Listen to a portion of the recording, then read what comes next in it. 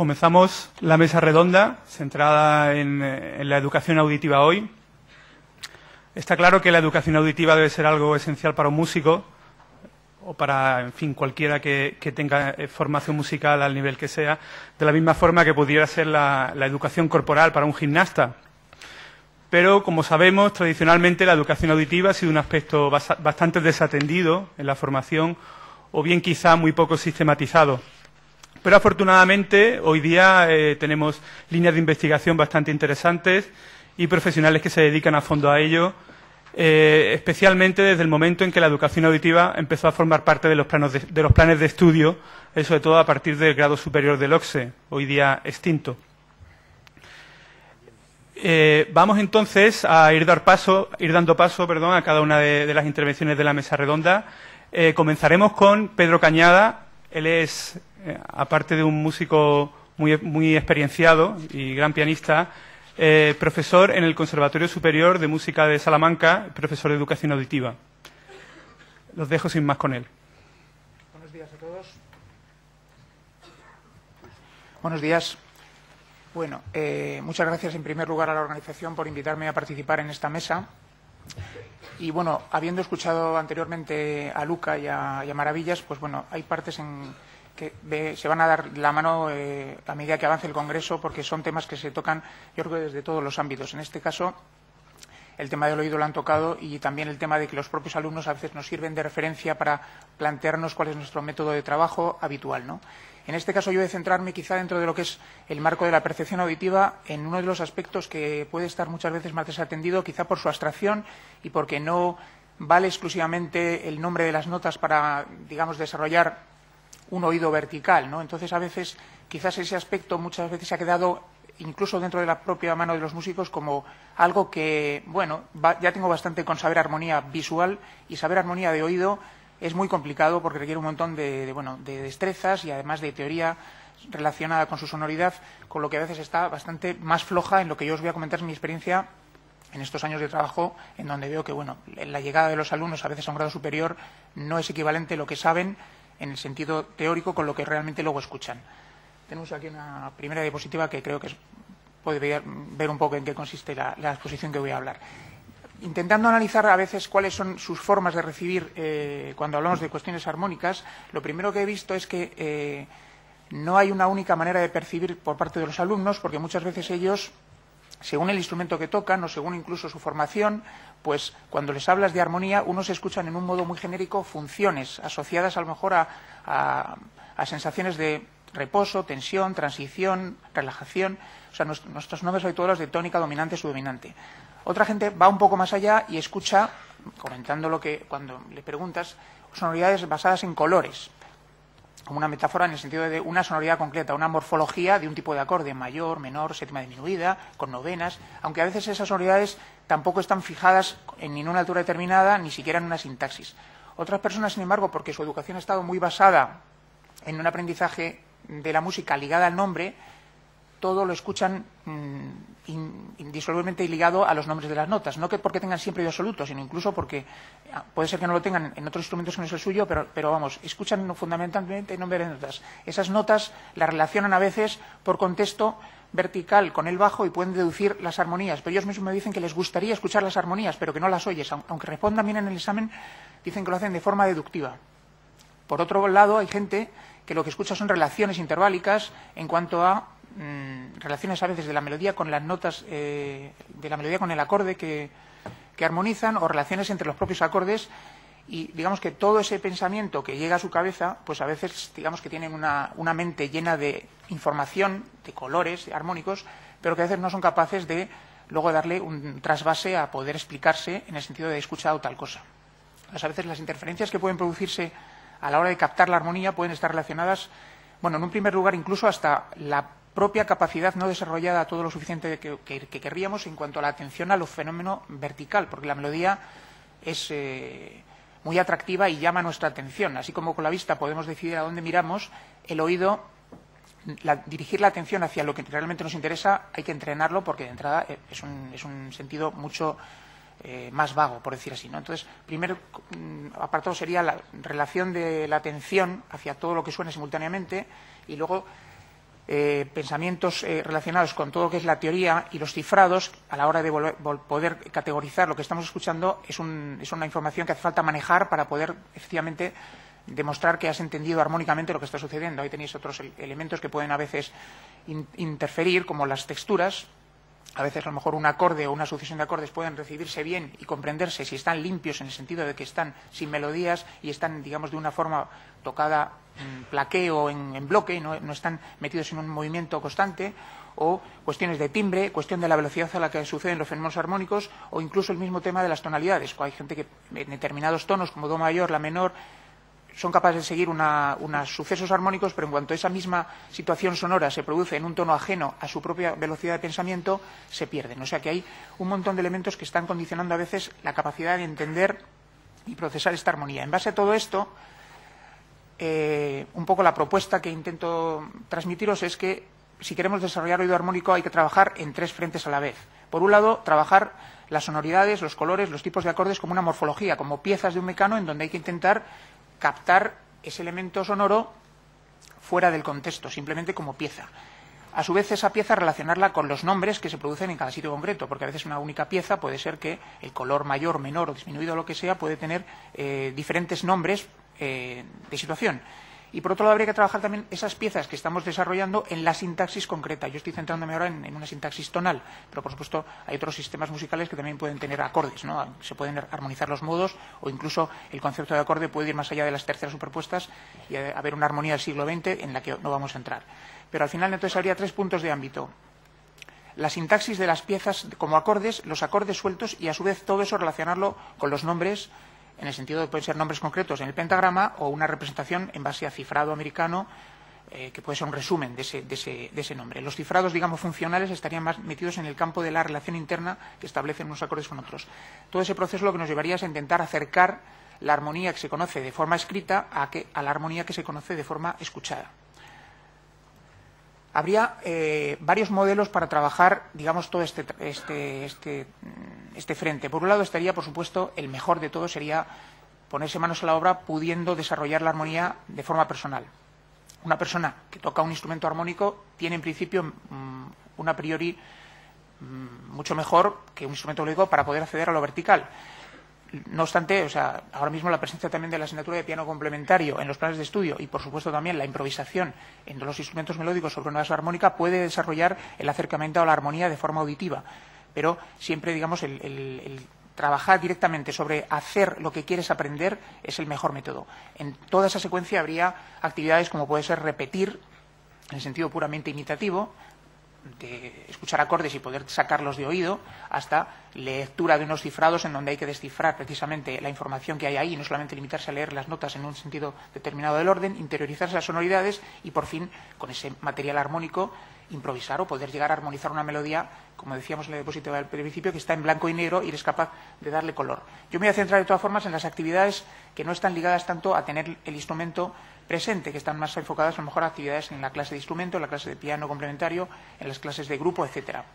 Si nos centramos en la actividad que podemos intentar desarrollar dentro de una asignatura más teórica, o por lo menos en que tenemos solamente nuestros oídos para prestar atención a lo vertical, sería el entrenamiento sin el instrumento. Tendríamos, por supuesto, un primer paso de conseguir una escucha activa, o sea, conseguir que efectivamente la atención fuese capaz de centrarse hacia lo vertical, porque a veces ese primer paso, si no se da, es imposible poder avanzar. Y el siguiente paso sería automáticamente trabajar la asociación de elementos en cuanto a que algo que estás escuchando seas capaz de identificarlo con un soporte de ayuda visual. Ese soporte puede ser, lo que decíamos, todo el material teórico, que puede estar resumido a veces en los acordes, los nombres de esos acordes, su función, por otro lado, en base a representaciones de cifrados con grados o cifrados como Dieter. Y, por supuesto, el nombre que tendríamos también de esos elementos. Los 3 elementos asociados conseguirían que el fenómeno sonoro que nos está llegando vertical pudiésemos empezar a identificarlo con la presencia de un soporte físico. A partir de que se discriminan esas asociaciones están establecidas, otra estrategia sería discriminar esas opciones entre varias para ver si efectivamente dentro de las respuestas que te ofrecen, con ejercicios de tipo test o de errores, podemos ser capaces de adecuar lo que estamos oyendo con la vista, ¿no? Y a partir de lo mismo volveremos a ejercicios de interiorizar lo escuchado y a partir de ahí llegaría efectivamente la transcripción de sucesos armónicos o la cuestión de componer, digamos, a nivel armónico sin necesidad de estar recurriendo a la ayuda de un piano.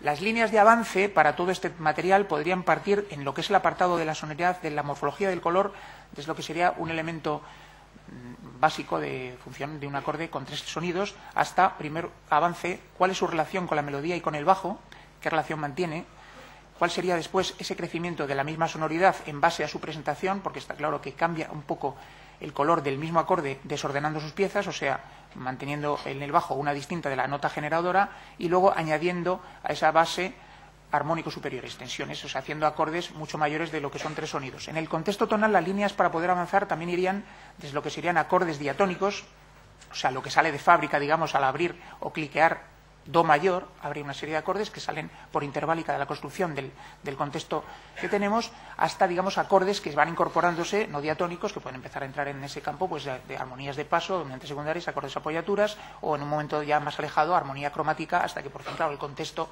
llega un momento que puede estallar y genera otros contextos mucho más allá de la propia diatonicidad mayor o menor. En cuanto a la textura y el timbre, una línea de actuación o de avance también para intentar trabajar ejercicios de los más sencillos al más complicados sería desde la armonía en bloque, en donde, digamos, está congelada la sonoridad, esperando ser despertada por una armonía en movimiento, que puede ser también la percepción del mismo suceso, pero en una dinámica mucho más amplia de rango y de textura. Con la timbre correría un poco lo mismo, pasar, digamos, de a veces un elemento ejemplificado en un solo timbre hasta varios instrumentos sonando. El objetivo final sería, efectivamente, intentar acercarnos de los ejercicios que fabricamos en la clase a lo que sucede en la vida real, o sea, a las obras. Por ejemplificar un poco, digamos, a nivel de color, para que tengamos una pequeña sonoridad, podríamos intentar ver que nos estamos refiriendo a que tenemos en la columna de la izquierda una serie de sonoridades que todos conocéis, que serían pues, sonoridad mayor, sonoridad menor, sonoridad disminuida, sonoridad aumentada, sonoridades de séptima, etcétera, sonoridades de novena menor. Estos son colores, igual que vemos el arco iris o que vemos una paleta de un pintor, material para después utilizar. Estamos en la parte de intentar desarrollar lo que decíamos al principio de intentar relacionar las sonoridades con sus nombres. Para eso nos hace falta que el mismo color, que a veces puede reflejarse en diferentes sitios, trabajar cómo ese color cambia en función de la nota. A veces una misma nota puede colorearse con material muy sencillo, con diferente material. La asociación más básica sería que el do lo que te pide es que un do te armonice, pero también puede ser que la imaginación de ese do puede estar coloreada por cualquier suceso armónico de lo que estamos trabajando. Por lo tanto, ese do cambia de color, como en el preludio 4 de Chopin, que efectivamente prácticamente la melodía está en movimiento, muy poco movimiento, y va cambiando.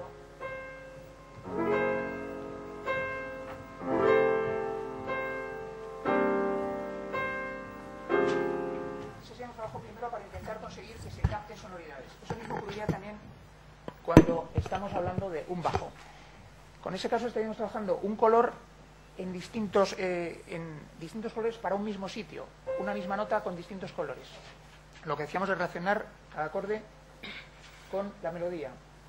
El otro punto para trabajar todo este proceso de sonoridades sería mover el mismo acorde por todos nuestros 12 puntos, dado que manejamos un sistema temperado, 12 puntos donde sucede el mismo color, que sería un trabajo ya más teórico de conseguir pues manejar la teoría, pero de una forma práctica, bien tocando el instrumento o bien por lo menos acostumbrándose a que esos nombres estén igual de ágiles que puede estar la sonoridad de forma abstracta. Esto, Juanma, ¿puedes pasarme sí. La diapositiva? Si nos situamos en el otro contexto, que sería trabajar no la morfología, sino la sintaxis, lo que sería la función de cada acorde dentro del contexto tonal, habría un primer paso en donde sería asociar el movimiento del bajo a los acordes. O sea, cuando se escucha armonía muchas veces lo que más se escucha es el contexto. Se conocen muchos contextos y esos contextos son los que hacen que al final casi deduzcas lo que está pasando sin necesidad de escanear, como un escáner médico, todo lo que está sucediendo nota por nota a nivel vertical. Entonces, dotar a los alumnos de contextos hace que su velocidad de captación de lo que está sucediendo a nivel vertical sea mucho mayor. Aquí podríamos plantear, he puesto cifrados americanos para resumir, una serie de contextos muy fáciles en donde estamos intentando que en un sol mayor, que está de ejemplo, cada bajo aguanta lo que tiene de fábrica. Primer grado, segundo grado, o sea, lo que sale. Si ese movimiento del bajo hacemos que corresponda con lo que tiene encima, la relación rápida entre cualquier movimiento de bajo, que es muy fácil a lo mejor que se pueda identificar, armónicamente sea sencilla, porque estamos al principio estableciendo que los marcos de adaptación están limitados. Esas mismas secuencias de 4 pueden tener diferentes finales, cadencias flagares, rotas, etc. Pasamos. Una forma de enriquecer, como decía antes, las líneas de actuación en estos contextos que se van ampliando sería cambiar, enriquecer vía color algunos puntos importantes de ese discurso armónico.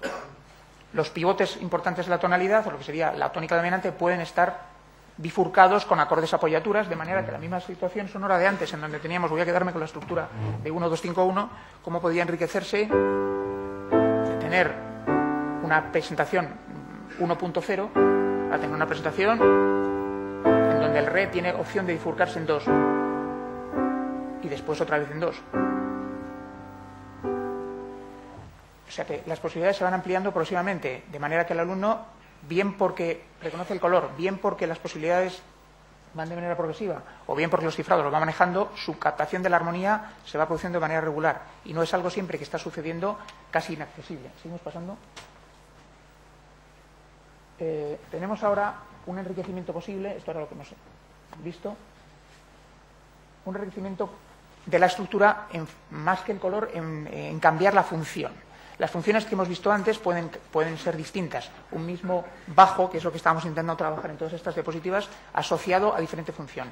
Cada bajo al principio tenía el acorde que mantenía encima, pero puede ser que, como vimos antes en las cadencias, podamos hacer que la función dominante asignada al quinto grado pueda moverse y suceder en otro sitio. Eso implicaría que cada bajo tiene otras dos opciones, ser lo diatónico o ampliar a un acorde dominante secundaria. Hay varias formas de reflejarlo. Ahí decía todo el tema de manejar a veces códigos, que es representar en papel lo que está sucediendo. Una forma de representar una función dominante puede ser tachar el grado, otra forma puede ser decir soy el quinto de alguien, quinto del cuarto, quinto del sexto. En el fondo eso es cuestión de nomenclatura. Ahí tenemos una estructura, también vimos antes, o las mismas piezas, un 2, 5, 1.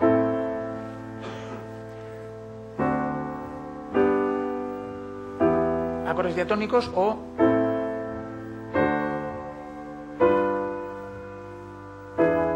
el bajo sigue siendo el mismo, pero el acorde que está encima ha cambiado de función, es función dominante. Pasamos adelante.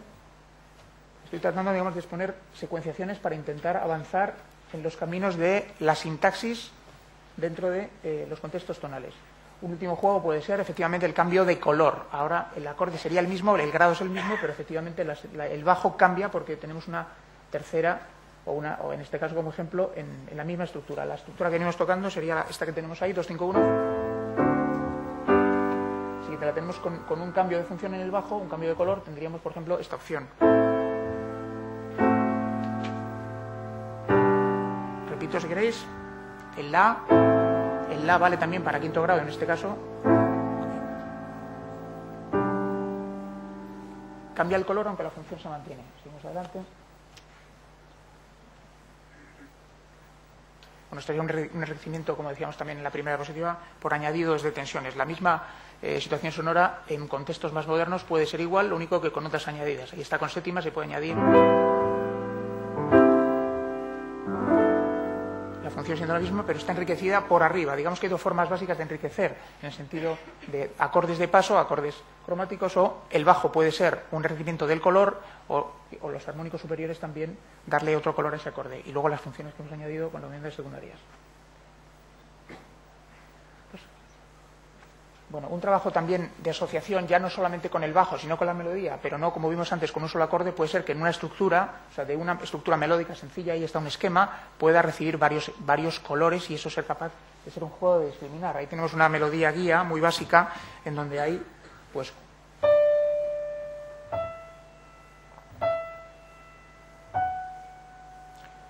eso puede llevar múltiples colores. La clave está en que ahora no es una cuestión de poner colores sin más, sino dentro del contexto de un hipotético sol mayor.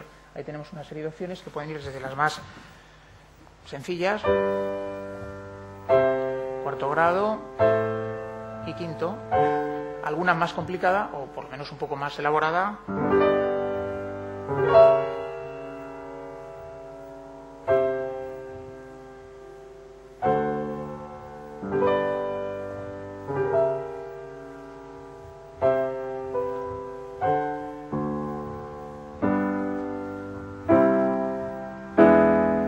Etcétera. Seguimos, por favor. Bien. Trabajando la textura o la tímbrica, podríamos intentar ver cómo a veces eso puede afectar a captar lo que estamos intentando transmitir. En este caso, la estructura es muy básica, estamos siempre un poco alrededor de ella, pero en función de cómo esté expuesta, puede dar lugar a que eso nos dé interferencias. Podemos escuchar la audición. El juego que os propongo es que escuchamos la audición 1 y intentéis pensar cuál de las tres que tenemos a la derecha es la...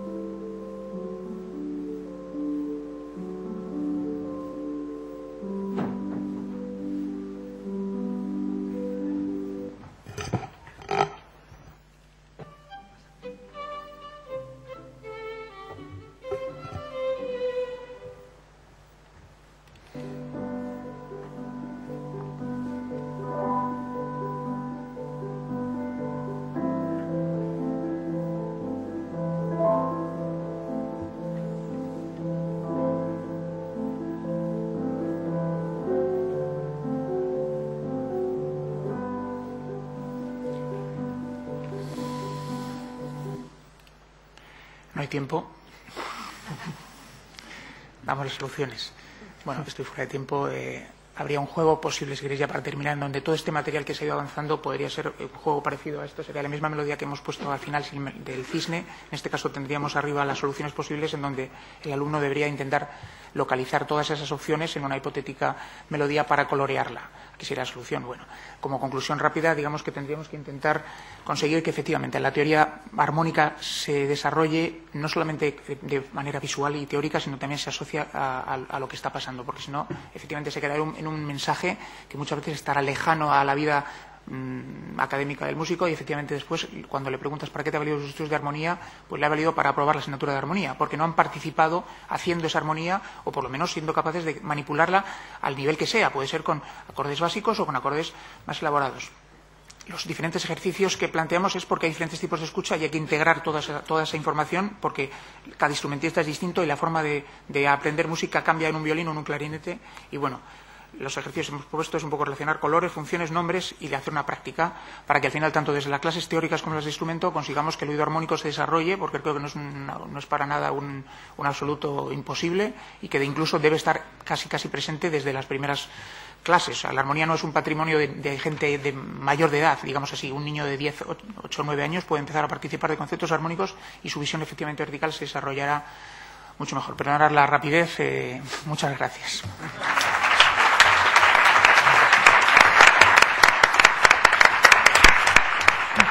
Vale, muchas gracias, Pedro. Somos como esclavos de la temporalización, tenemos que seguir sin más dilación. Lo que queda muy claro tras esta presentación es que no se puede sostener, ¿no?, aquello que se ha oído a veces de que la armonía o se oye o no se oye, ¿no? Si uno está tocado por una especie de habilidad innata, la oye, y si no, pues que se olvide, ¿no? Bien, pasamos entonces ahora a Sofía Martínez Villar. Ella viene de la SMUC, de Barcelona. Es profesora de percepción auditiva general y específica y nos va a hablar sobre el oído interno y la memoria auditiva.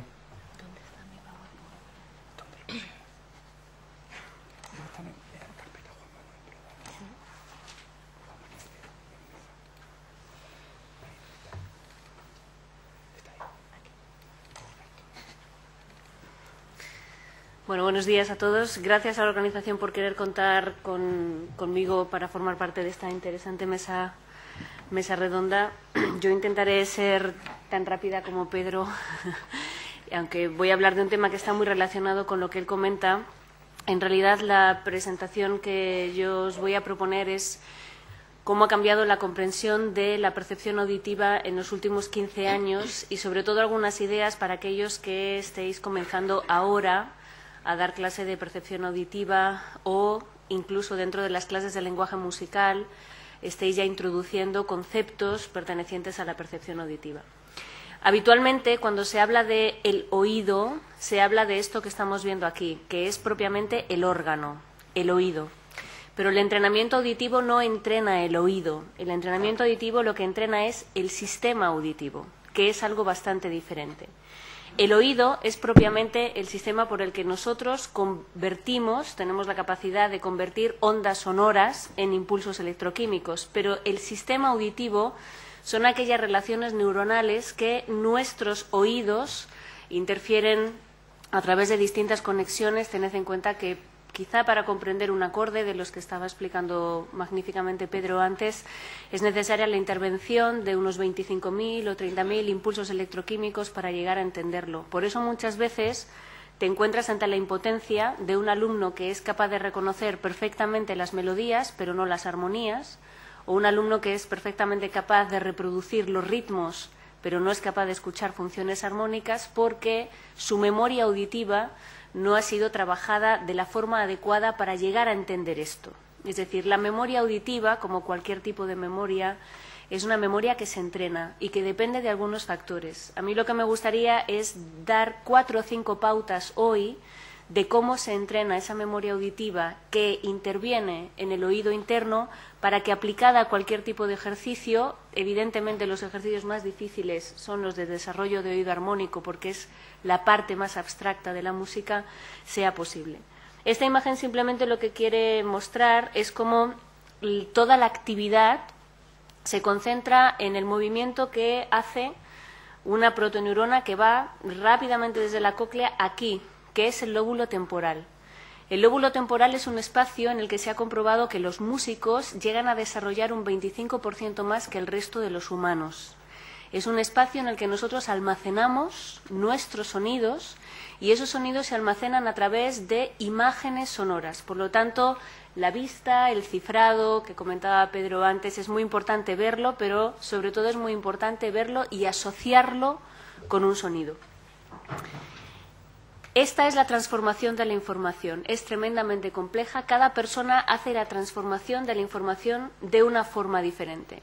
Lo que pasa es que si nosotros comparamos el lenguaje musical, que tiene un nombre muy adecuado, con el lenguaje de cualquier lengua, cuando nosotros enseñamos a un bebé muy pequeño el color rojo, no le ponemos solo un color rojo, sino que le ponemos un objeto al lado que él pueda entender que eso siempre o casi siempre va a ser rojo.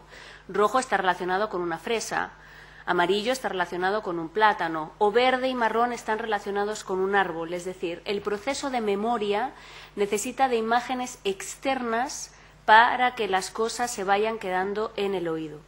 Por eso no es extraño, y yo os invito a todos a que en el momento en el que un alumno tiene que memorizar un intervalo o tiene que memorizar un acorde, echemos mano de su memoria. ¿A qué te recuerda esto? Yo tengo listas de los alumnos de las MOOC, cada uno con su nombre, de qué es para cada uno de ellos una quinta justa descendente, desde la lista de Schindler hasta Superman, o cuartas justas, el himno del Barça, etcétera, etcétera. De dónde vengo es normal, ¿no? Cada uno tiene. Pero todas estas listas lo que ayudan es a que en el momento en el que un intervalo se escucha un intervalo ascendente o descendente, la velocidad de relación de esto que estamos viendo aquí sea muchísimo más inmediata. Por lo tanto, una de las primeras conclusiones a las que yo llegaría es que en el momento en el que un lenguaje tan abstracto como la música tenemos que inculcar a nuestro oído el reconocimiento y la discriminación de un intervalo, de un acorde, nos ayudemos de modelos sonoros, imágenes sonoras que ya tenemos en nuestro oído y si no las tenemos, que las creemos, ¿de acuerdo? Esa canción que empieza así Pues eso empieza así porque eso es una quinta justa. O resulta que los ascensores siempre son un acorde perfecto mayor, ascendente o descendente, pero son perfecto mayor. O el aeropuerto de Malta, por ejemplo, es la segunda inversión de un acorde mayor. Pero siempre es esta idea, sí, son curiosos, siempre es esta idea de, vale, voy escuchando y voy asimilando que cuando yo escucho esto, aunque no sepa la altura exacta, sí que sé que tiene una imagen sonora. Otra de las cosas importantes que me gustaría animar a participar de ellas son las cortezas cerebrales que participan en la percepción auditiva. En la percepción auditiva no solo participa la corteza auditiva. Evidentemente, si os fijáis, la corteza auditiva es la más pequeña de todas las cortezas, es la más compleja de todas las cortezas y sobre todo hay que entender. Antes decía Pedro, y yo lo utilizo también mucho, ¿no?, que el oído es vago. Efectivamente, el oído, para lo que ha sido creado, ha sido para la defensa. Fijaos bien, taparos los oídos, por favor, ¿sí? Aunque vosotros os tapéis los oídos, no estáis dejando de escucharme. No me escucháis con la misma claridad que si tuvierais los oídos. Ahora taparos los ojos. Ahora no me estáis viendo. Nada de nada. ¿De acuerdo? Lo mismo pasa con el olfato, si huele mal, y lo mismo pasa también con el gusto. Una vez se ha pasado el mal gusto, se ha pasado. Pero el oído no está creado para ser completamente taponado, porque es un instrumento de defensa. Es un instrumento que nos sobrecoge y nos ayuda. Si yo hago así, pues diréis, qué boba. Pero si hago os asustáis. ¿Vale? Eso implica que esa corteza auditiva, en el entrenamiento auditivo, es muy importante que esté relacionada con otro tipo de cortezas que desde los ejercicios de formación auditiva se tienen que fomentar. Son la corteza visual, es decir, la relación vista-oído. Yo en esto soy un poco bruta, en el sentido en el que las lecturas, aunque uno no llegue a las octavas que se están leyendo ni a las líneas adicionales que se están leyendo, se tienen que entonar siempre. Y si no, tiene que estar el profesor o alguien con el piano haciendo esas alturas a las que tú no llegas, pero que tu oído tiene que oír. Porque si no, se pierde toda la riqueza de la relación de la corteza visual con la corteza auditiva. Después, la corteza sensorial. Es muy importante que cuando nosotros estamos escuchando las músicas nos hagamos muchas preguntas. ¿Y este qué instrumento es? ¿Y este qué compás puede ser? Los compases son algo complejo, 6x8 y 3x4 es algo que se equivoca muchísimo, 2x4 y 4x4. Pues si yo lo escuchara en 3x4 sería así, si lo escuchara 6x8. Y después la corteza motora. La corteza motora es esa corteza que cuando alguien está tocando en un piano un acorde, tú en muchos casos no puedes dejar de hacer así al mismo tiempo que está tocando para entender. En los últimos 2 años, antes no, pero después de haber conocido a un alumno interesantísimo de saxofón en la SMUC, que era incapaz de cantar una escala si no se ponía a tocarla con el saxo sin tener el saxo en las manos. En estos últimos 2 años yo he comprobado que cuando a los alumnos no solo les permite, sino que les invitas a que lo hagan, mejora muchísimo su entonación y mejora mucho también su afinación, porque están relacionando algo físico que están habituados a hacer en las clases de improvisación o de piano complementario con algo que hacen más en abstracto en las clases de entrenamiento auditivo.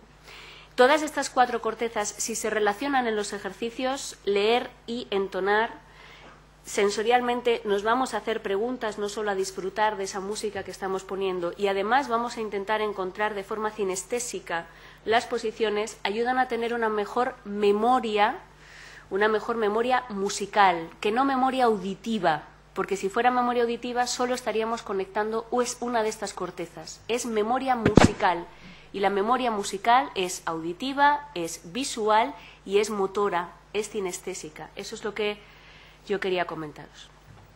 Algunas de estas cosas ya las he dicho. El oído tiene pocas células sensoriales que otros órganos, pero el aprendizaje modifica mucho la actividad del cerebro y las células que reaccionan. El oído humano además tiene la propiedad de ser un órgano interno y externo, que eso es una ventaja y una dificultad. ¿Qué significa? Que al mismo tiempo que yo estoy hablando podéis estar tarareando una canción que tenéis metida en el oído y no hay quien la saque, y estáis escuchando las dos cosas, ¿eh? También hay que tener en cuenta que el sonido no solo son atributos unidimensionales, una voz, sino multidimensionales. De ahí la dificultad del entrenamiento armónico, de ahí la dificultad de las dobles líneas melódicas, porque se están escuchando muchas cosas al mismo tiempo. Las especificidades del oído musical que casi todos conocéis son el oído relativo, que es el que tiene el 90% de la población, que necesita mucho de la memoria musical. El oído absoluto, que sobre todo es un oído intuitivo, que necesita también del razonamiento, aunque trabaja más con la parte de la amígdala, es más intuitivo.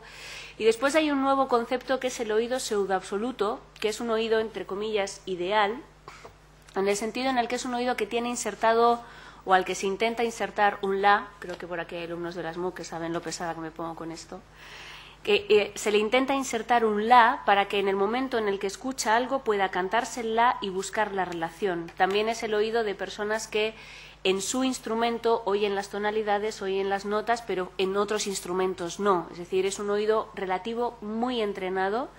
Tiene la ventaja de estar muy entrenado y tiene quizá la desventaja de que necesita siempre ese la que a veces se baja. En los fundamentos del entrenamiento auditivo de los últimos años, a principios del siglo XX, se crea esta pedagogía que estaba basada en las relaciones existentes entre el ser humano, su contexto y su música, y nacen los sistemas pedagógicos que todos conocéis, de Dalcroce, Willem, Suzuki y otros. En los años 60 se comienzan a hacer estudios sobre el entrenamiento auditivo, estudios propiamente, que dejan unos materiales magníficos, pero que hay que saber trabajar con ellos. Son los materiales de Roland McCamull, de Lars Edlund, Clemens Kuhn, en el libro que hace así pequeñito que tenéis editado en Spam Press. Algunos ejercicios son muy interesantes para ver la metodología y después componerte tú tus propios ejercicios. María del Carmen Aguilar y Germán Romero. Y en los últimos 10 años, los fundamentos del entrenamiento auditivo están yendo hacia conocer cómo funciona realmente el sistema auditivo, cómo funciona el cerebro y cómo funciona la música, para no sentirnos los profesores y los alumnos, entre comillas, muy entre comillas, ciertamente frustrados, ¿no? Cuando típico momento en el que tienes un alumno que tiene oído absoluto y lo oye todo y tú dices, ¿y a este qué le voy a enseñar? Pues a este le puedes enseñar muchas cosas de rítmica, que suelen tener problemas en la rítmica si no hay notas, muchas cosas de memoria musical, muchas cosas de otros tipos de armonía, muchas cosas de melodía. O cuando te encuentras un alumno completamente desentonado, que te lo canta todo una tercera por debajo de lo que tú estás tocando. ¿Y yo qué puedo hacer con esta persona? Una persona que siempre desafina, coge la altura, pero después se va bajando, coge otra nota. Para este tipo de cosas ayuda conocer cómo funciona el cerebro, qué es donde puede fallar esta persona a nivel de oído interno, y trabajar con él. Son los estudios de Wieman, Levitin y Kopler, que trabajan sobre la ejercitación mental para músicos, trabajan sobre el cerebro y la música, es el primer libro de Levitin, o Wieman, How We Are Music, cómo nosotros escuchamos la música, y son libros que en un momento de desesperación docente dan mucho consuelo, que eso también es muy importante cuando uno da clase. Mi propuesta metodológica se resume en 2 puntos. El primero es que los ejercicios son medios y no un fin en sí mismos. Los ejercicios son un medio para mejorar tu memoria musical, para mejorar tu interpretación, para mejorar tu oído interno, que al final es el que va a hacer que aquello que tú construyes internamente, y a raíz de lo que se decía en la mesa anterior, va a ayudar a tu creatividad. Yo lo oigo así por dentro, lo quiero tocar así por fuera con la técnica. Y el diseño de las actividades, unas compuestas por mí, otras tomadas de otros autores, pero siempre basadas en 4 ideas. Una, el proceso de percepción es diferente al proceso de escucha. Yo puedo estar escuchando, pero puedo estar no percibiendo. Precisa sensibilización, comprensión y creación previa a la lectura y a la escritura. Después, la memoria y el oído interno son fundamentales en el proceso de percepción. Cualquier fenómeno sonoro es susceptible de pasar a ser escuchado a ser percibido. Una cosa se puede escuchar y después se puede interiorizar, se puede percibir, se pueden hacer preguntas. Y el tratamiento de todos los parámetros y elementos musicales por igual. ¿Por qué? Pues porque al principio, estaréis conmigo, y yo cuando empecé a trabajar en esto en Londres era muy joven y además no mi vocabulario en inglés no era suficientemente bueno, yo trabajaba lo que mejor me iba, que eran cuestiones de sonido, cuestiones de ritmo, cuestiones de melodía. Las cuestiones de armonía las dejaba un poquito así más al lado, claro, como flautista, pues no... Pero después me di cuenta que hay que ser riguroso y trabajar todo igual. Todos los parámetros tienen la misma importancia y a todos hay que darles. Simplemente os pongo algunos ejemplos de cómo trabajar este libro de Roland McCammell. Él hace esta propuesta metodológica, es hacer este ejercicio, cantar este ejercicio. Yo lo que incluyo es, lees el ejercicio, cantas el ejercicio, intuyes el ejercicio, cierras los ojos e imaginas el ejercicio y después yo te lo toco todo desordenado para que me digas qué es el orden que yo estoy dando para trabajar la memoria. O estos ejercicios de Anne Butterworth, que son ejercicios teóricos de armonía, teóricos, que reconvertidos en un ejercicio práctico de entrenamiento auditivo, tú lo puedes convertir en, vale, vamos a reconocer el cifrado, vamos a hacer esto, pero después vamos a tocar las fundamentales, vamos a tocar los acordes y después vamos a imaginar cómo suena. Otros ejercicios como el de Lars Ablund, las cadencias arpegiadas, que es, vale, toca el acorde, canta por encima, después no toques el acorde en el piano, pero tú mientras estás cantando te tienes que imaginar el piano haciendo plom, plom, plom, las 3 o 4 notas que forman el acorde. Eso es del modus vetus, era por traeros un poco de bibliografía. Ese es el modus novus, que es muy bien, yo te doy esta lectura, dejo que leas la lectura, pídeme una nota de vez en cuando, entonces yo toco las notas que tú me pides y después yo toco este ejercicio con 8 o 9 errores. Y me dices dónde me estoy equivocando. Son errores de semitono, son ejercicios para entrenar a los directores de orquesta y a los compositores. Toco error de semitono y sin haber escuchado nunca el ejercicio, excepto en su oído interno, tienen que saber dónde está el error. Termino. Completar es uno de los pocos ejercicios que yo utilizo de este libro de Clemens Kuhn, después creo mucho más. Completar con el oído interno una frase. O rítmicamente, por ejemplo, esto es muy interesante, Roland McCammell hace que tú hagas el ritmo y después la parte de abajo que el alumno la repita. Yo antes de que repitan el ritmo les doy el mismo tiempo de 2 compases para que piensen cómo lo escribirían, es decir, para que lo interioricen. Esta es la diferencia entre escuchar y percibir. Si a ti te hacen el ritmo y tú lo repites inmediatamente, lo has escuchado. Si a ti te hacen el ritmo, paras 2 compases, piensas cómo lo escribirías y después lo haces, lo has percibido. ¿Me entendéis la diferencia? Esa es la gran diferencia. Darse un minuto para pensar, que es el que me queda para terminar. Ah, está puesto ahí. 0. Pues ya está. Otro libro de Jürgen Jelsin, Ear Training, está descatalogado, pero furrulan por ahí fotocopias. Es muy bueno también.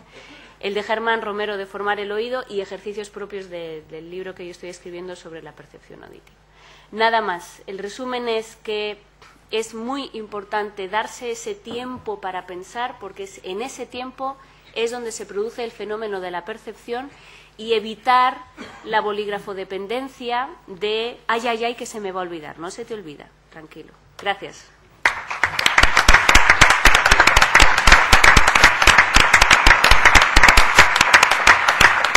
Muchas gracias, Sofía. Una presentación excelente y incluso con algunas pequeñas notas de humor. Pasamos a continuación a Daniel Roca. Él es compositor, profesor de análisis en el Conservatorio Superior de Música de Las Palmas y nos va a hablar del análisis auditivo, el análisis a través de la audición. Bueno, gracias por estar aquí, gracias a la universidad. Muchísimas gracias a los 2 ponentes que me han precedido porque realmente me han ayudado a entender cosas de lo que voy a decir ahora, con lo cual es estupendo. Creo que está todo muy conectado lo que estamos diciendo. Yo les voy a decir que voy a hacer un experimento que no sé cómo va a salir, puede ser un desastre, porque la forma en la que voy a hacer esta presentación va a ser, bueno, será un minutito para explicarla. Como ustedes a lo mejor saben, hace un mes Apple propuso una revolución en el modelo de cómo hacer libros de texto libros para la enseñanza, sacó un modelo, sacó una serie de aplicaciones y se me ocurrió ponerlo en marcha y probarlo con esta presentación. Quiere decir que he hecho un libro en el cual está todo lo que quiero decir, que es muchísimo menos de lo que tengo tiempo, muchísimo más de lo que tengo tiempo para decir. Por lo tanto, voy a pasarlo un poco por encima, voy a decir las ideas principales y el que quiera, el que tenga interés, me lo puede pedir, inmediatamente puede disponer del libro lo pueden, si tienen un iPad o un tablet, pueden verlo en iPad, si no lo pueden ver en PDF sin problema. Bien, entonces el libro, o sea, he venido a hablar de mi libro. Bien, tenemos 4 puntos. En el primero explico rápidamente el concepto de análisis auditivo, que es lo principal que quiero lanzar aquí, y lo pongo en relación con las demás prácticas de uso de la percepción auditiva. En el segundo hablo de, que es lo principal que quiero decir, cómo yo planteo mi propuesta metodológica para llevar esto a cabo. Me encantaría conocer durante estos días 4 o 5 propuestas más complementarias para enriquecer, pero esta es como a mí me han salido a hacer las cosas. En las últimas 2, que yo no creo que hable prácticamente de eso, queda para el que lo quiera leer, doy unos datos de un estudio que hice en el Conservatorio de Monopoli en Italia el año pasado, en el que probé, digamos, en una situación controlada de un curso intensivo, hasta qué punto esta metodología había resultado o no efectiva con los alumnos, ¿vale? Están los datos, resultados, conclusiones. Bien. Sin más, paso a los conceptos. Vamos a ver. Bueno, estamos repitiéndonos mucho por aquí. La práctica musical, una de las cosas que tiene es la dependencia de la partitura, ¿verdad? Lo decimos todos, y la falta de desarrollo de otros conceptos, como puede ser un concepto interpretativo propio, como dijo Chiantore antes, o como puede ser el desarrollo del oído. Entonces, la propuesta de análisis auditiva realmente viene a ser una variante sobre las prácticas principales en las cuales se utiliza la audición musical. Voy a pasar muy rápidamente por aquí, pero evidentemente la audición musical se utiliza en 3 ámbitos principales, que serían en el ámbito sobre todo de la formación general musical. Las corrientes pedagógicas del siglo XX lo utilizan por medio de herramientas como puede ser la audición activa, como pueden ser los musicogramas, de los cuales tienen ahí un ejemplo. Son siempre apoyos o actividades con las cuales uno realiza una actividad de apoyo, una actividad activa, audición activa, a una audición, o bien un gráfico que de alguna manera describe simbólicamente o no, o de alguna manera, aquello que estamos oyendo. Por otro lado, tenemos que, bueno, en lo que es la enseñanza más profesionalizadora o más específica, tradicionalmente teníamos la práctica del dictado musical, que se trataba de una transcripción de un material musical, normalmente 1 o 2 voces, etcétera, que ha ido evolucionando, y hemos tenido hoy 2 ejemplos magníficos a un concepto de desarrollo de la educación auditiva o percepción auditiva, que bueno, está dando un gran vuelco a ese concepto y realmente empezando a insertar el trabajar a partir del oído en los estudios musicales de conservatorio, que es algo que hace mucha falta. Bien. Luego, bueno, sobre la enseñanza del análisis y lo que es el análisis en España, yo no voy a ponerme a llorar, porque decía en el anterior Seimus Nicolás Oriol que a los congresos hay que venir llorado, ¿vale? Y entonces, la enseñanza del análisis, lo que tiene, sí es verdad en España, es que es muy joven. Solo tenemos prácticamente poquito más de una década de enseñanza de análisis, digamos como materia independiente, como en la educación auditiva más o menos. Bien, y evidentemente, como pasa con los procesos de educación auditiva, los procesos de análisis tenemos un reto impresionante, porque tenemos que superar un desfase de un siglo prácticamente con respecto al mundo desarrollado en este sentido.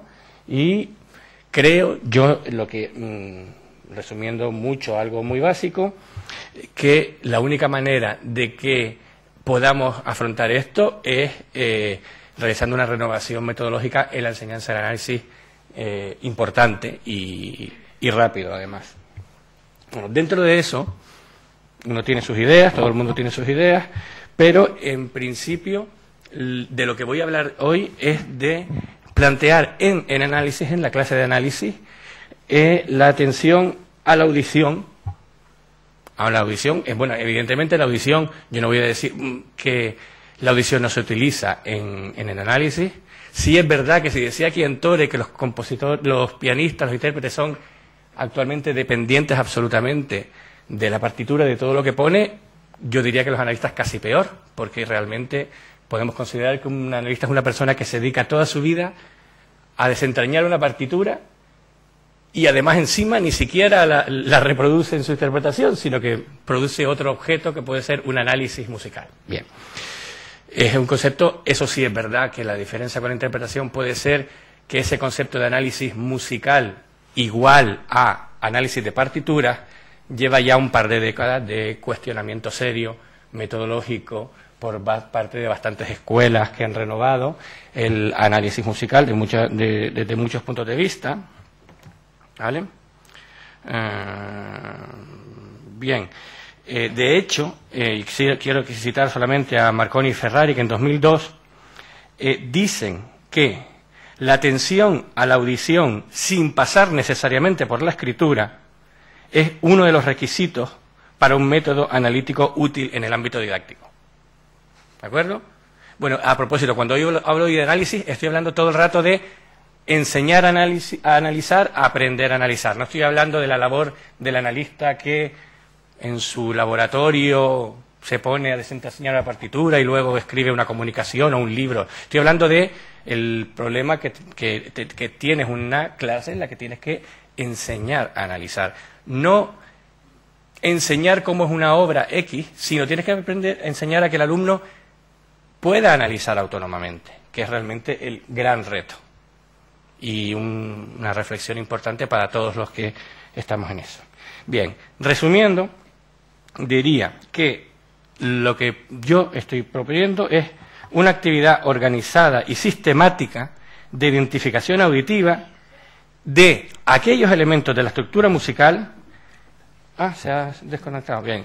Aquellos elementos de la estructura musical que simplifiquen y den un marco significativo al análisis.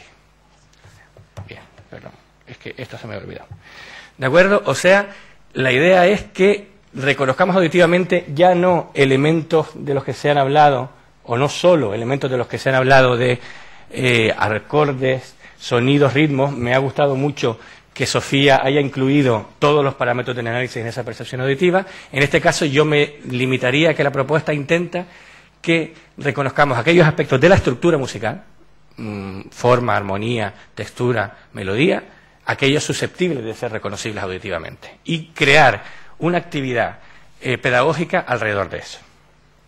Bien, efectivamente voy fatal de tiempo. Bueno, entonces la actividad que planteo sería se define ese análisis auditivo como una actividad pedagógica y de grupo. Yo planteo una actividad pensada para ser hecho en grupo, en la que guía el profesor, en la cual se analiza una obra musical a partir del reconocimiento auditivo de elementos analíticos relevantes y no de la partitura. Por ejemplo, este curso que mencionaba en Italia fue un curso de 3 días de duración, 6 horas cada grupo, y fue un curso de análisis y no vieron ninguna sola partitura en todo el curso. Fue todo el curso de análisis, no lo vieron, no lo quise poner. Bien. Bueno, pues esto se organiza de la siguiente manera. Me voy a saltar esto que no es tan importante. Esto también me lo puedo saltar. Y esto también. Sí, porque es todo lo mismo.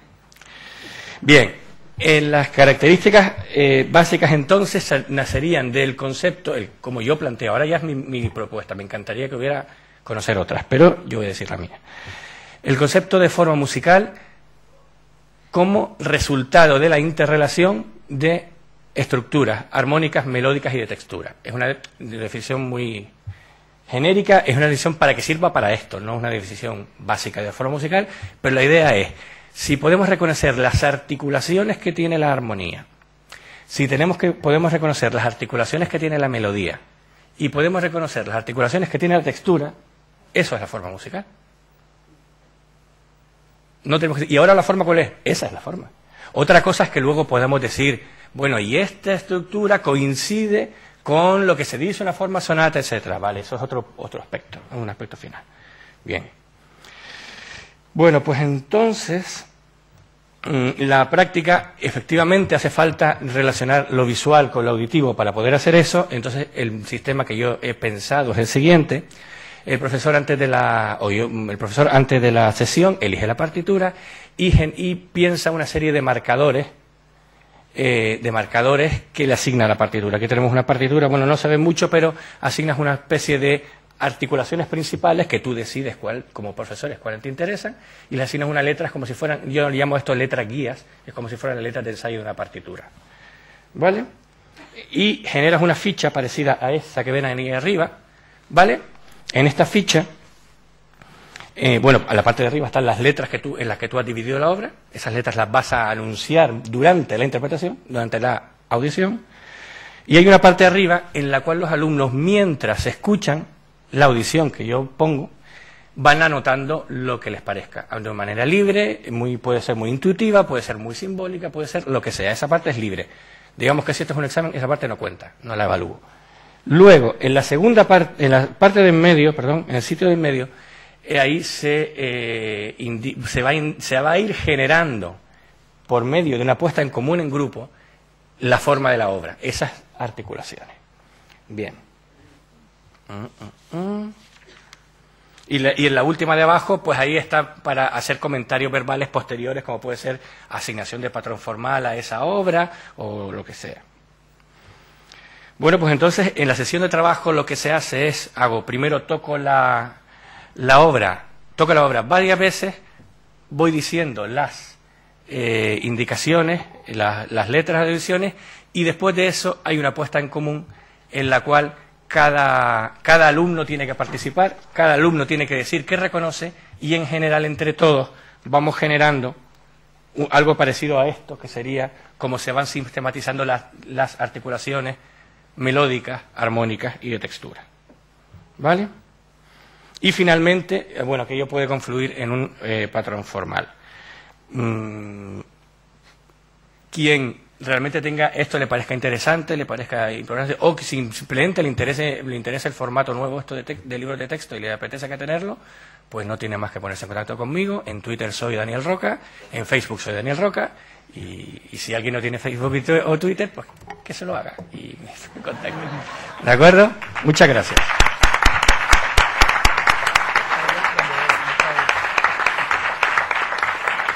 Vale, muchas gracias, Daniel. Tenemos ahora la presentación de Elena Esteban. Ella es profesora del Real Conservatorio Superior de Música de Madrid, también es profesora asociada en la Universidad Complutense, es pianista y doctora en Historia y Ciencias de la Música.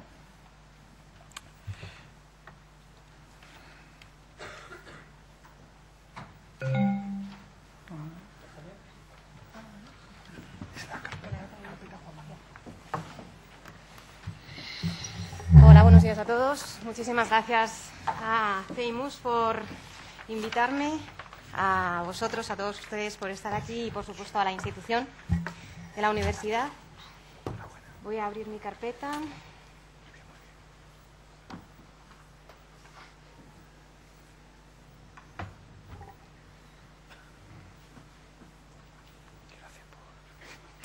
De acuerdo, bueno, pues traigo la presentación de una alternativa en un aspecto, en la revisión de los conocimientos y en el de la percepción auditiva, por supuesto, pero además un complemento de formación para los profesores de instrumento. Se trata de la evaluación, especialmente, y el entrenamiento derivado de ella auditivo del programa de la Associated Board of the Royal School of Music, que, en mi opinión, no deberíamos prescindir si hablamos de la educación auditiva hoy, en general, y especialmente por su aportación conceptual y práctica. Dos son los aspectos que hacen de esta organización un referente educativo que creo que es importante, especialmente para el profesorado. Uno es su carácter internacional. Esta asociación se distribuye por 90 países de todo el mundo, dejando su huella en el aspecto de la revisión de conocimientos. Y, por otro lado, pues creo que es importante un referente educativo por la constante revisión de contenidos y formas en el desarrollo de su principal labor, como digo, que es la evaluación. Os voy a leer lo que en su página web oficial incluye en la presentación. Dice: la ABRSM fue fundada en 1889 por Sir Alexander Mackenzie, director de la Royal Academy of Music, y Sir George Grove, director del Royal College of Music. Su intención era unir ambas instituciones para crear un órgano examinador inspirado por motivos desinteresados en beneficio de la educación musical, que ofreciera verdaderamente un estímulo y un objetivo para obtener resultados de mejor calidad. Continúa en otro de los párrafos diciendo que el nuevo órgano fue concebido para ofrecer una alternativa imparcial, sobre todo, y fiable, a instituciones examinadoras privadas que entonces se consideraban más motivadas por los beneficios económicos al realizar sus exámenes y exigir unas tasas que por el deseo de la ABRSM de promover una educación y una evaluación musicales de calidad. Creo que no podemos pasar por alto uno de los aspectos en los que evalúa y examina esta asociación, que son los llamados oral test o las pruebas auditivas. Todos los instrumentistas que pretendan examinarse según este sistema tienen que hacer una revisión delante de, bueno, pues los llaman examinadores, antes de las pruebas de interpretación, una revisión de las habilidades guiadas por el examinador, pero ya trabajadas en una guía con sus maestros previamente, de la audición interna, de la proyección o exteriorización en ocasiones vocal o instrumental, según el caso de la prueba que se esté examinando, y todo ello en su organización rítmica, de alturas, formal, técnica y expresiva, según también los grados en los que se vayan examinando los alumnos. Quiero decir con esto que esta institución no ofrece clases, o sea, no es presencial, sencillamente ofrece una metodología nueva de evaluación. Los primeros exámenes de la asociación no incluían ninguna valoración por parte de los examinadores sobre las destrezas auditivas de los instrumentistas, ya fuesen pequeños o adultos o adolescentes, de sus habilidades auditivas. Pero fue en 1920 cuando el sistema introdujo sus primeros oral test. Y en la actualidad, pues como digo, están distribuidos por la mayor parte de los países de todos los continentes y cuenta en España con 40 centros examinadores repartidos entre las ciudades de Madrid, Barcelona, Valencia, Oviedo, Mallorca y Tenerife. Y las convocatorias que establece esta asociación para examinar a los candidatos son 2 por año. Una mayo y junio, que va avanzando de las fechas puntualmente y según se acerca el momento del examen, y otra en noviembre-diciembre. En mis notas apunté que era el programa de entrenamiento y evaluación auditiva del ABRSM y, bueno, hice una especie de barrido de toda la información que da a través de los programas de evaluación, pero evidentemente no ofrece una sistematización del entrenamiento, sí una sistematización de la evaluación, pero a través de esa sistematización o de esa metodología evaluadora podemos obtener información o podemos enriquecerla para darle una vuelta y trabajar sobre el entrenamiento y deducir también una secuenciación en los contenidos que creemos que nuestros alumnos pues podrían adquirir. Uno de los aforismos pues, interesantes que creo que todos podemos estar de acuerdo, en una de sus entradas también en la página web, dice: "Listening lies at the heart of a good music making", o sea, que la escucha subyace en el corazón de toda buena práctica musical. Y con esta sentencia pues abre los programas dedicados a los exámenes de audición, a los oral test. No cabe duda de que los conceptos de consciencia auditiva y escucha interior son 2 máximas a las que la asociación hace referencia constantemente con el propósito de crear una formación integral y competente, en la que la escucha pues, es uno de sus más significativos elementos. La escucha exige en realidad una voluntad de atención por parte de quien la ejerce. En el caso de los instrumentistas, esa escucha tiene que convivir, no quiero decir competir, que en algunas ocasiones sí, tiene que convivir con otras atenciones e incluso intenciones. Pero bueno, procurando que ni unas ni otras entren en conflicto, esta asociación, según su método de evaluación, sí que plantea un trabajo independiente en una de las facetas de la interpretación de manera global, que es la audición.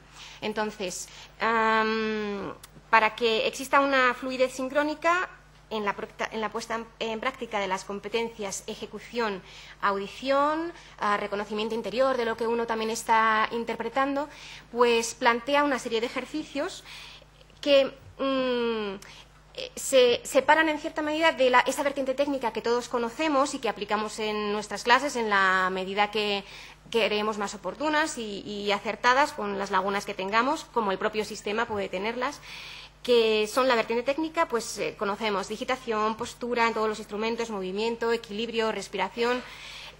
algo menos cuidada, desafortunadamente, pero es la atención que se le presta en la docencia y en la evaluación también a la parte expresiva, pues la interiorización del sonido, la proyección de ese sonido, etcétera, pero la escucha o la atención independiente de esa escucha no se lleva tan sistematizada. Así que en este binomio de ejecución-escucha restaría el trabajo sobre el entrenamiento auditivo para conseguir la consabida musicalidad. Hay un sistema de materias de exámenes, como vemos ahí, examina esta asociación de la teoría de la música, instrumentos solistas, los oral test, otra asignatura que se llama Practical Musicianship, jazz para solistas, no todos los instrumentos con ensembles o conjuntos, coro, evaluaciones de nivel interpretativo. Cualquier individuo, cualquier instrumentista, ya sea muy pequeño, mayor, etcétera, puede ser evaluado por esa asociación y le darán puntualmente una información sobre cómo ha ido trabajando y en qué nivel se encuentra. Hay también exámenes para candidatos con necesidades especiales, no hay límite de edad, y bueno, pues ese sería un modelo de diploma, aunque está muy regulado todo lo que a uno le van diciendo. Bueno, la organización de los oral test. El oral test es obligatorio para todos los instrumentistas antes y previamente de hacer su examen teórico. Durará entre 3 y 10 minutos aproximadamente la prueba y las respuestas tienen que ser orales, explicativas o descriptivas, entonadas, incluso silbadas. Bueno, pues con los ejemplos que veis ahí. Los recursos de preparación son algunos de los métodos que veis ahí. Ahora hay una aplicación para iPhone, para iPad y para iPod que, bueno, creo que es interesante. No la voy a poner porque quiero poneros un ejemplo de entre los objetivos y contenidos relativos al reconocimiento y ejecución, como veis, pues pulso, acento, imitaciones, memorias rítmicas y melódicas, pues también hay entonaciones acompañadas, lectura, afinación de alturas o de ritmos. Y os voy a poner un ejemplo de cómo, si puedo, de cómo examinan. Está en inglés, pero bueno, las secciones son muy sencillas y es un lenguaje también muy adaptado al primer nivel de instrumento. Entonces, hay un examinador, en este caso una examinadora, que va haciendo unos ejercicios y preguntando sobre esos ejercicios. Según el nivel, la pregunta es adelantada para que el alumno esté más perceptivo a ella o se deje un poco llevar por su intuición. Y vais a escuchar esto. Son nada, 2 minutitos y podemos hacerlo si queréis, porque hacen preguntas sobre algunas de las cuestiones que veis ahí. Bueno, este es el PDF, ¿de acuerdo? Este no es, así que me voy a la siguiente página, que es esta. Es un oral test que trabajará sobre palmear el pulso, cantar ecos, identificar dónde hay algún cambio, si ocurre algún cambio rítmico o melódico y finalmente algunas preguntas sobre detalles interpretativos. Estos modelos están todos en Internet, la verdad es que son generosísimos en... First, clap in time while I play. Join in as soon as you can and give a louder clap on the strong beats. Pulso y después acento, si lo descubrimos. En cuanto descubramos el pulso, el acento, se espera del candidato que observe esto, ¿no? Esta agrupación de pulsos. Is it in 2 time or 3 time? Pregunta, ¿en 2 tiempos o 3 tiempos? The answer is 2 times. Esta es una herramienta de estudio. Next, I'd like you to sing 3 phrases as echoes. Here is the key chord. Suelen tocar la tonalidad en casi todos los grados y la nota de comienzo. And your starting note. Los primeros grados es la tónica. 1, 2, 3, 1, 2, 3.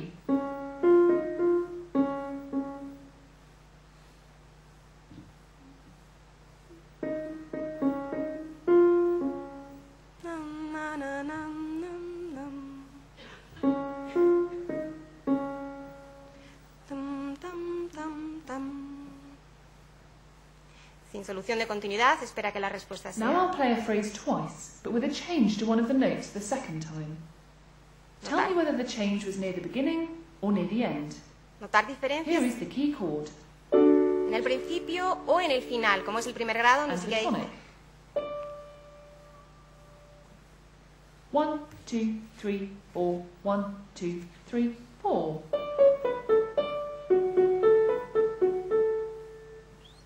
And now with the change.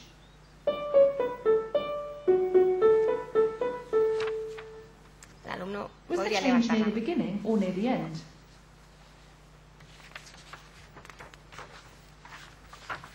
The answer is near the end. Listen to this piece.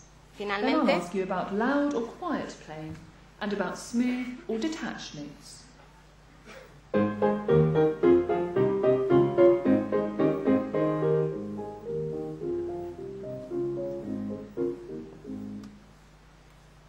Did the music become quieter suddenly or gradually? si aparecen las dinámicas súbitamente o gradualmente. At the start, were the notes smooth or detached? ¿Era más bien ligado, más bien suelto el toque? The answers are suddenly and Súbitas detached. y más bien suelto el toque. Esta es una herramienta de estudio, pero hay infinitos mock a test, que son simulacros de examen, y esto es lo que podría durar si la cosa va bien y no hay demasiadas dudas. Eso lo podría durar un examen previo a interpretar las piezas que el examinador tiene. Bueno, hay una renovación constante de contenidos en este sistema, y que creo que lo hace importante, pero os he incluido aquí los criterios de calificación para todos los niveles de los oral test. El máximo es 18 puntos y, bueno, en fin, si son respuestas ágiles, apropiadas y lúcidas, así es la traducción más apropiada que he encontrado para ponerse en el PowerPoint, pues son 18 puntos. Si no, pues van restando y, en fin, van contando errores, pero también van contando en la duda, en una respuesta que incorpore también la intuición, en fin, la velocidad también de la respuesta, y dice en su plantel de conceptos que no restará puntos por errores. Algunas conclusiones de las que, bueno, se pueden sacar. Yo he hecho un barrido, como os digo, de los contenidos, objetivos y también procedimientos para responder, porque son muy claros en la Real, pero he hecho algunas conclusiones. Pues, por ejemplo, es un sistema de evaluación complementario al de la práctica instrumental, así debe entenderlo por lo menos el profesor de instrumento. Está abierto en contenidos y formas a través de revisiones según las experiencias positivas y negativas que van ofreciendo. Genera una confianza, una seguridad en el alumno para saber qué le van a preguntar y no estar con la duda de me van a preguntar algo que no sé, quizás voy con más nivel o menos nivel. No, si estudias o si trabajas, pues no va a haber problema. Ofrece materiales de preparación completos y, la verdad, muy elaborados, tanto para examinador, profesor, como para alumno. Algunos de los modelos no incluyen las respuestas, para los profesores pues sí las incluye, etcétera. Está adaptado a las nuevas tecnologías, como os digo, con la aplicación del iPod, y aporta, la evaluación aporta datos significativos e interpretativos que justifican las calificaciones numéricas, porque no se les da solamente usted ha sacado o tú has sacado un 8, bueno, sobre 18 un 15. Pues no, además dice, las articulaciones no fueron precisas, has tocado muy fluidamente, enhorabuena en este aspecto o en este otro no. O sea que hay una metodología y una secuenciación muy clara y también una significación de todo lo que en la evaluación se produce. Aporta variedad en el estudio y, como nos decía también Sofía, pues en realidad aporta recursos que pueden también ser abiertos y reutilizables, reconvertidos, nos decías tú, para que a partir de ello pues seamos también como profesores creativos, y los niños en un momento determinado, los adultos o los candidatos, pues puedan utilizar todas estas cuestiones que casi en miniatura realizan antes de los exámenes prácticos para sus propios momentos de estudio. ¿Cómo podría yo trabajar la polifonía? Porque hay muchos ejercicios muy complejos, pero bueno, para niveles superiores. ¿Cómo podría trabajar esto? Bueno, pues ahora canto y me acompaño. En fin, que ofrece herramientas que, bien utilizadas y estimuladas, pues pueden ofrecer no solamente la cuestión de evaluación, sino de formación. Así que, pues son dos pequeñas citas de qué es lo que tendría que tener un buen examinador. Dice, a mi entender, la técnica de un examinador de la BOAT estaría compuesta por talento para la aritmética sencilla, bueno, esto es una cita bastante antigua de los principios, vocabulario amplio, memoria sintética, buena estructura, paciencia inagotable, capacidad de descripción, amabilidad, sentido de justicia, disposición para los más débiles, gusto por la lógica, una voz de oro y mucho tacto. Muchísimas gracias.